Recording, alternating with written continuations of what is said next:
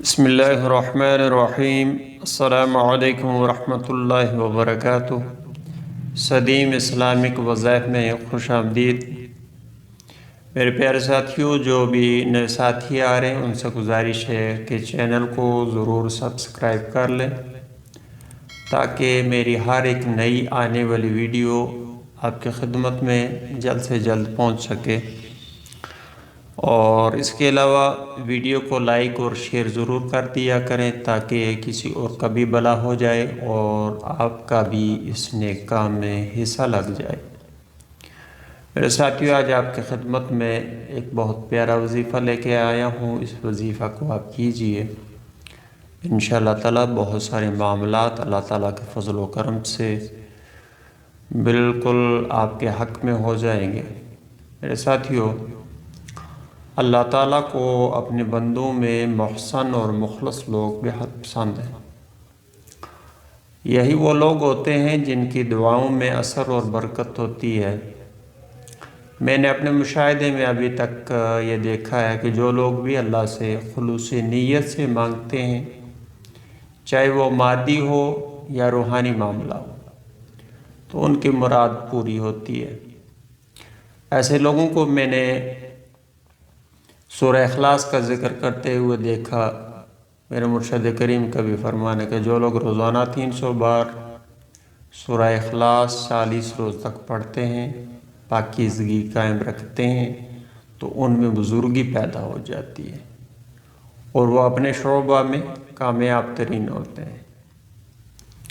اسی طرح رسول اللہ صلی اللہ علیہ وسلم کا فرمان عالی شان ہے کہ جو شخص اس سورہ کو یعنی سورہ اخلاص کو 10 مرتبہ پڑھ لے گا، اللہ تعالیٰ اس کے لیے جنت میں ایک محل تعمیر کر دے گا۔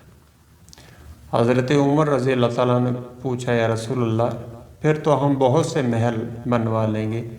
تو آپ صلی اللہ علیہ وسلم نے ارشاد فرمایا، اللہ رب العالمین اس سے بھی زیادہ اور اس سے بھی اچھا دینے والا ہے۔ میرے ساتھیوں، یہ عمل، اس میں سورۃ الفاتحہ بھی ہے، سورہ اخلاص بھی ہے، سورہ کوثر بھی ہے۔ تینوں بہت ہی بابرکت اور بہت ہی مجرب دعاؤں پر مشتمل یہ سورہ مبارکہ ہیں۔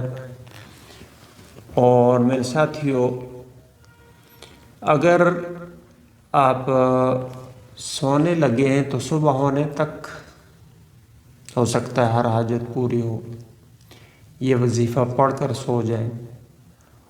اور اگر آپ ابھی سونے لگیں تو پلیز سونے سے پہلے اگر یہ چھوٹا سا وظیفہ کر لیں تو وہ کر لیں، آپ کی دنیا بھی بن جائے گی اور آخرت بھی۔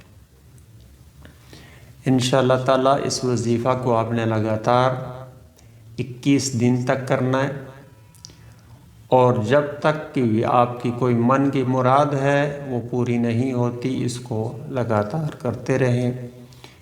21 دن تو آپ نے لازمی کرنا ہے۔ اگر پھر بھی کوئی کسر باقی رہے تو 41 دن سے پورا کر لیں۔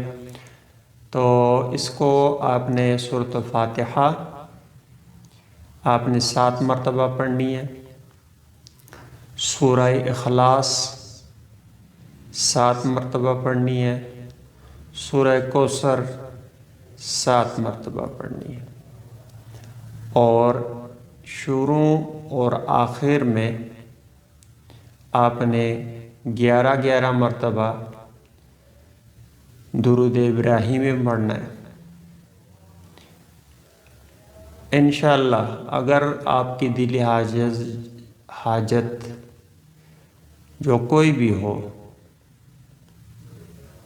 کیونکہ دینے والی ذات اللہ تعالیٰ ہی ہے، وہ آپ سب کے اللہ کریم ہے، جو جس کو دیتا ہے خوب سے خوب دیتا ہے، اس کے خزانوں میں کسی چیز کی کمی ہے ہی نہیں۔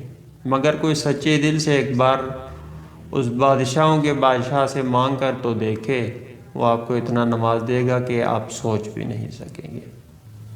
یہ وظیفہ ہمارے گھر میں سب کرتے ہیں، اور ان کا بھی یہ عقیدہ بن چکا ہے کہ اگر یہ وظیفہ کر لیں گے تو انشاءاللہ چند دنوں کے اندر اللہ تعالیٰ میرا فلاں کام کر دے گا۔ اور یقین ماننے سے ہی ہوتا ہے ایسا۔ اور جو بھی آپ کے دل میں ہوتا ہے اپنے وظیفہ مکمل ہونے کے بعد ایک چھوٹی سی دعا کرنی ہے، کیونکہ رات کے پہر میں اس وقت آپ اکیلے ہیں، تو اللہ سے مانگنے کا اس سے بہترین وقت اور کون سا ہو سکتا ہے۔ آپ نے اپنے دل کا پیالہ خالی رکھنا ہے، آپ کی جو بھی حاجت اس وقت آپ نے اللہ کے سامنے جو حاجت پیش کرنی ہے وہ کر لیں۔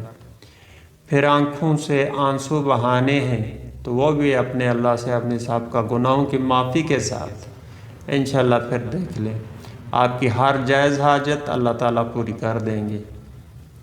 آپ آزما کر تو دیکھ لیں۔ اب آپ وظیفے کو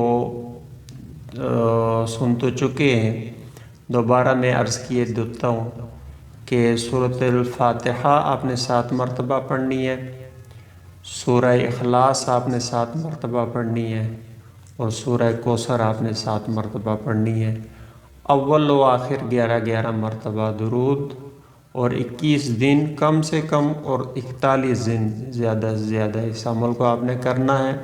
اس کے بعد ہر عمل کے بعد آپ نے یہ رات کو عمل کرنا ہے، عشاء کے بعد جس وقت بھی آپ چاہیں، تو اس کے بعد آپ نے دعا کرنی ہے۔ تو انشاءاللہ تعالیٰ اللہ تعالیٰ پہ بھروسہ رکھتے ہوئے، اور دعا بھی آپ نے جو مانگنی ہے تو آپ نے دل میں جو بھی حاجت ہے وہ رکھ کے آپ نے اللہ کے سامنے رکھنی ہے۔ اللہ تعالیٰ ہم کا سب کا حامی و ناصر ہو۔ اللہم صلی علی سیدنا محمد وعلی آل سیدنا و مولانا محمد وبارک وسلم وصلی علیہ۔